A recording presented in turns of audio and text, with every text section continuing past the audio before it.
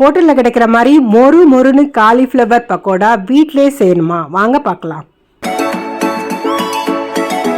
Hi friends, welcome back to wonder பாலின் vlog. இன்னைக்கு சூப்பரான மொறு காலிஃப்ளவர் பக்கோடா தான் இன்னைக்கு பார்க்க போகிறோம். ஹோட்டலில் செய்கிற மாதிரியே செய்ய போகிறோம். காலிஃப்ளவர் பக்கோடாக்கு நான் போடுற மசாலாக்களை நீங்கள் ஆட் பண்ணுங்கள். அதே போல் நான் சேர்க்குற சீக்ரெட் பவுடர் என்னன்றதை பார்த்துக்கோங்க. வீடியோ ஸ்கிப் பண்ணாமல் பாருங்கள். அப்போ தான் நான் கொடுக்குற டிப்ஸை நீங்கள் மிஸ் பண்ண மாட்டீங்க. நான் இன்றைக்கி மீடியம் சைஸு காலிஃப்ளவரை இந்த மாதிரி சிறு சிறு துண்டுகளாக நறுக்கிட்டேன். ஒரு அகண்ட பாத்திரத்தில் தண்ணியை கொதிக்க வைக்கணும். அதில் மஞ்சள் பொடி, உப்பு தேவையான அளவு போட்டுக்கோங்க. காலிஃப்ளவர் சைஸ்க்கு ஏற்ற மாதிரி.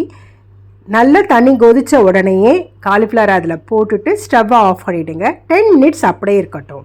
வானலில் எண்ணெயை சூடு பண்ணிடலாம். கூடவே நம்ம மசாலாவையும் ரெடி பண்ணிக்கலாம். ஒரு க்ளீன் பவுலில் 4 டேபிள் ஸ்பூன் அரிசி மாவு, 4 டேபிள் ஸ்பூன் கடலை மாவு, 2 டேபிள் ஸ்பூன் கார்ன்ஃப்ளவர் மாவு, சோள மாவு, 2 டேபிள் ஸ்பூன் பொடிச்சு வச்ச ஜவ்வரிசி மாவு சேர்த்துக்கணும். 1 டேபிள் ஸ்பூன் ஃபுல்லாக சோம்புத்தூள். நான் டீஸ்பூனில் 2 போட்டுக்கிறேன். டேபிள் ஸ்பூனாக இருந்தால் 1 டேபிள் ஸ்பூன்.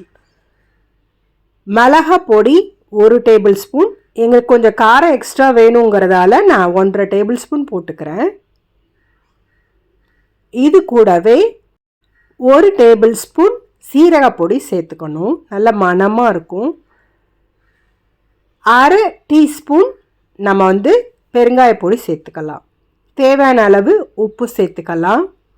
இதை நல்லா தண்ணி விட்டு மிக்ஸ் பண்ண போகிறோம். 1/2 டேபிள் ஸ்பூன் இஞ்சி பூண்டு விழுது சேர்த்துக்கோங்க. ஏன்னா வாசமாக இருக்கும். அப்போ தான் இதை தண்ணி விட்டு மிக்ஸ் பண்ணிக்கோங்க. நான் இஞ்சி பூண்டு போட்டதை வீடியோ எடுக்காமல் விட்டுட்டேன்.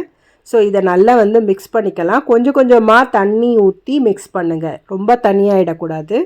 நான் செய்கிற கன்சிஸ்டன்சியில் பண்ணும்பொழுது அந்த மொறுமொறுப்பு தன்மை வரும். நம்ம இதில் போட்டிருக்க ஜவ்வரிசி மாவு தான் இது மொறுமொறுப்புக்கு காரணம். டேஸ்ட்டாகவும் இருக்கும். கடலை மாவு, அரிசி மாவு சேர்க்கறதால டேஸ்ட்டும் நல்லாயிருக்கும். எண்ணெய் காஞ்சிருச்சு. இதே போல் உதிரி உதிரியாக போட்டு நம்ம எடுக்க வேண்டியதான். ஃப்ரெண்ட்ஸ், நம்ம சேனலில் கிவ்அவே போயிட்டுருக்கு.